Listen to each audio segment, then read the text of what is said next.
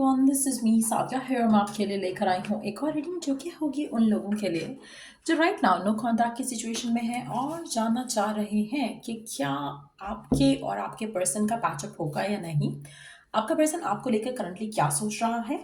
सो इन दोनों चीज़ों के बारे में हम जानने की कोशिश करेंगे। सो स्टिक अराउंड। और रीडिंग शुरू करने से पहले रिमाइंड करवा दूँ कि ये एक जनरल रीडिंग है और अगर आपको पर्सनलाइज रीडिंग लेनी है तो रीच आउट कर सकते हो। ईमेल आईडी डिस्क्रिप्शन बॉक्स में गिवन है। सो नो कॉन्टैक्ट की सिचुएशन में पर्सन आपके बारे में क्या सोच रहा है राइट नाउ, लेट्स सी। और उसके बाद में हम जानेंगे कि क्या आपका पैचअप होगा या नहीं। क्या सोच रहा है पर्सन आपके बारे में। We do have the 9 of wands.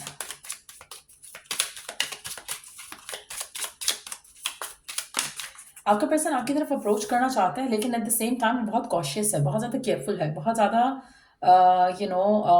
चीज़ों को देख समझ कर कुछ एक्शन लेना चाहता है आपकी तरफ। लेकिन एट द सेम टाइम मुझे लगता है कि काफ़ी डिटर्मिन्ड है कि जो भी आप दोनों के दरम्यान में इश्यूज़ हैं, जो भी आप दोनों के दरम्यान में मुश्किलें हैं, उसको वो डेफिनेटली ओवरकम करना चाहता है, एक्शन लेना चाहता है, प्रिपेयर कर रहा है अपने आप को आपकी तरफ एक्शन लेने के लिए। आप में से कुछ लोग फायर साइन हो सकते हैं, एरीज, लियो, सैजिटेरियस, या फिर इन साइंस को डील कर रहे हो।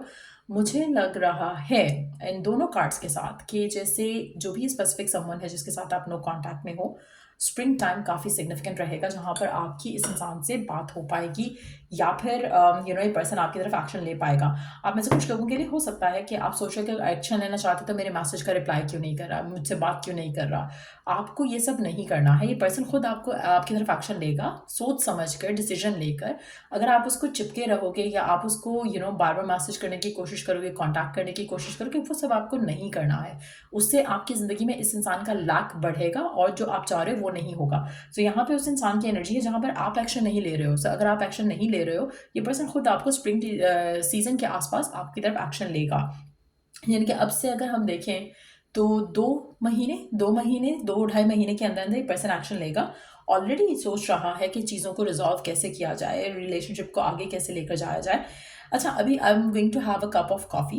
मुझे इसलिए याद आया कि कुछ दिनों पहले मैंने एक वीडियो अपलोड की थी। अगर आपने वो वीडियो नहीं देखी, मैं कमेंट सेक्शन में उसका लिंक डाल दूंगी। ट्राई कि आप उस वीडियो को वॉच करो और डू योर ओन रीडिंग। एक नए कॉफ़ी कप के साथ या फिर टी कप के साथ आप कर सकते हो। अगर आपने वो वीडियो देख ली दैट्स गुड, अगर नहीं देखी है तो आप देख सकते हो। मैं लिंक उसका उसमें कमेंट सेक्शन में ऐड कर दूंगी। But coming back to this person और जिस सिचुएशन है आप दोनों के दरम्यान में, पर्सन डेफिनेटली फ्रेश पर्सपेक्टिव से इस रिश्ते को देखना चाह रहा है और क्या पॉसिबिलिटी हो सकती है कि हम इस कनेक्शन को आगे लेकर जाएं, वो भी देखने की और समझने की कोशिश कर रहा है। लेकिन मेजॉरिटी लोगों के लिए मुझे लगता है कि पर्सन एक्शन लेना चाहता है। इसको चीज़ों को रिजॉल्व करने का दिल कर रहा है। एक इंटेंशन है इसकी कि काश सब चीज़ें बेहतर हो जाएं मेरे और आपके दरम्यान में। तो इस तरह की थॉट तो डेफिनेटली है पर्सन की। Let me have a sip of my coffee and उसके बाद आगे फर्दर मोर कार्ड्स हम ऐड करते हैं। It's too hot right now.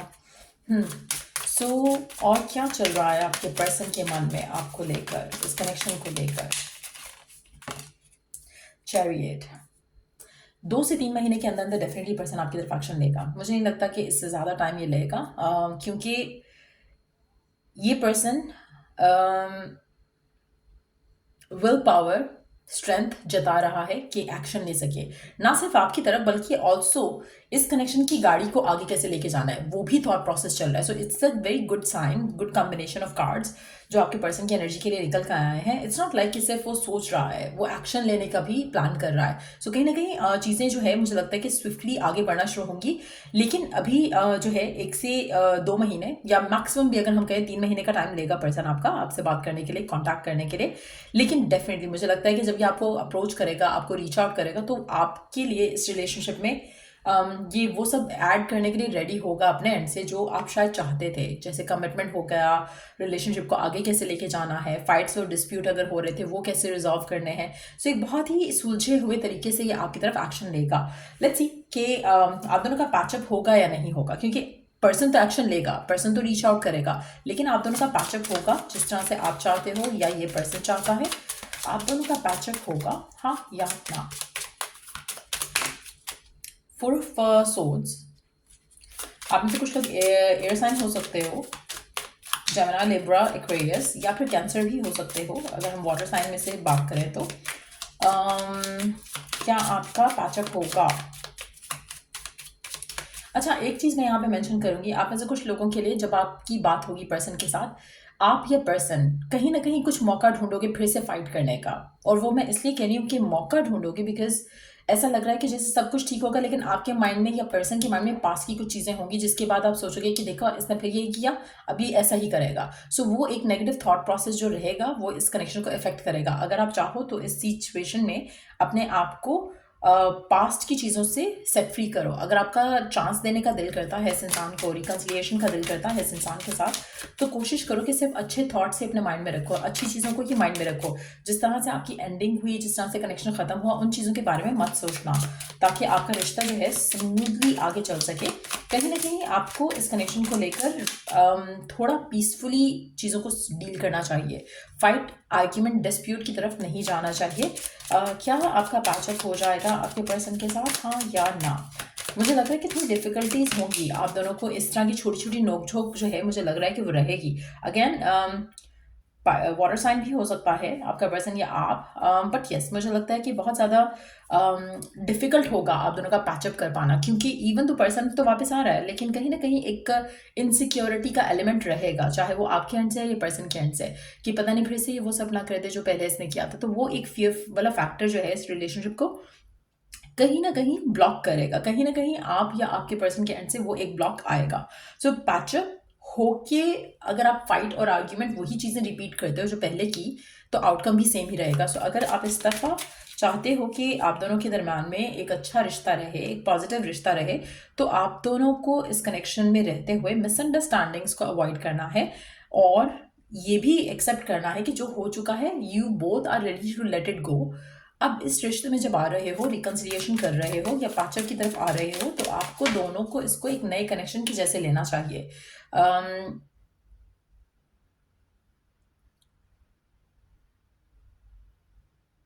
मुझे लगता है कि आप दोनों इस रिश्ते को लेकर एटलीस्ट एफर्ट पूरा करोगे।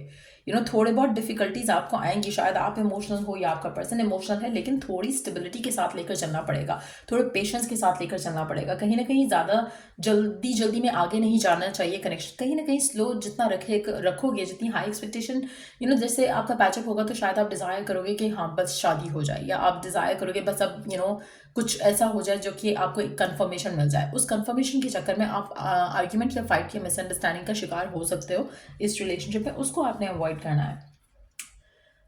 कहीं ना कहीं मुझे लगता है कि थोड़ा पेशेंस का एलिमेंट आपको रखना पड़ेगा। पैचअप तो हो सकता है, बहुत ज़्यादा स्ट्रॉन्ग चांसेस है कि पर्सन आएगा, बात करेगा, कम्युनिकेट करेगा, बातचीत आपकी होगी, लेकिन उस बातचीत में जितना ज़्यादा अवॉइड करोगे कि फाइट और आर्ग्यूमेंट की तरफ कन्वर्सेशन ना जाए, उतना आपके लिए अच्छा रहेगा।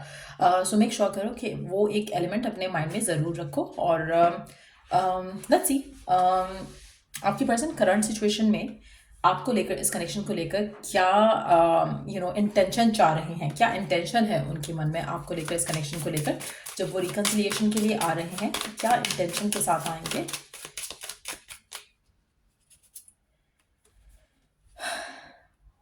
प्लानिंग के साथ आएंगे, क्लियर विजन के साथ आएंगे। उनको आपके साथ एक रिश्ता स्ट्रांगली आगे लेके जाना है।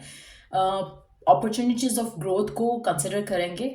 इस रिश्ते को आगे लेकर जाने का उनका पूरा माइंड सेट रहेगा, लेकिन एट द सेम टाइम जो इनिशियल स्टेप्स होंगे आप दोनों के एक दूसरे के साथ, वो बहुत ज़्यादा डिटर्मिन करेंगे आपका फ्यूचर। पर्सन की इंटेंशन काफ़ी प्योर लग रही है यहाँ पर।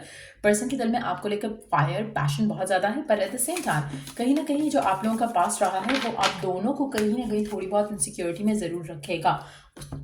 उसको अगर आप अच्छे से हैंडल कर लेते हो तो आपके लिए सिचुएशन काफ़ी अच्छी हो जाएगी।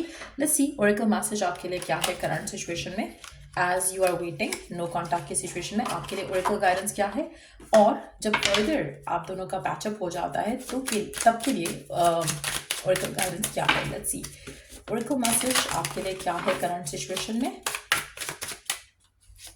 और अदरवाइज भी। So we do have sugarcoat. Superficial expressions not all that cracked up to be. Okay.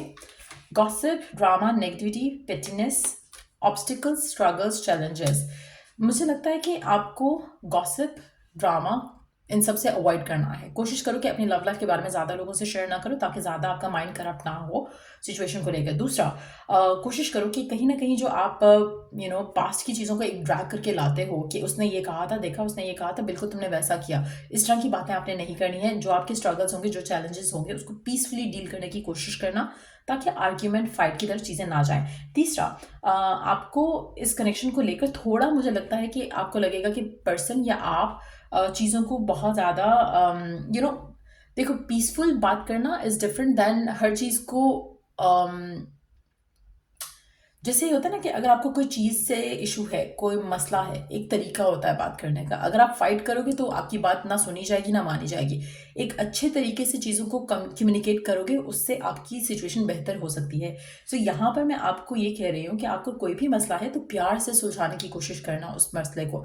अगर आप नहीं करोगे तो आपके स्ट्रगल्स और चैलेंजेस जो हैं वो बरकरार रहेंगे, कंटिन्यू रहेंगे। सो अगर आप चाहते हो कि अच्छा रिश्ता रहे, पॉजिटिव रहे, तो पॉजिटिवली ही चीज़ों को डील करना चाहिए। सो ये रीडिंग आप लोगों की अगर आपको हेल्प मिला हो, गाइडेंस मिला हो, तो लाइक शेयर सब्सक्राइब जरूर करो। चलिए the next read, take care, bye.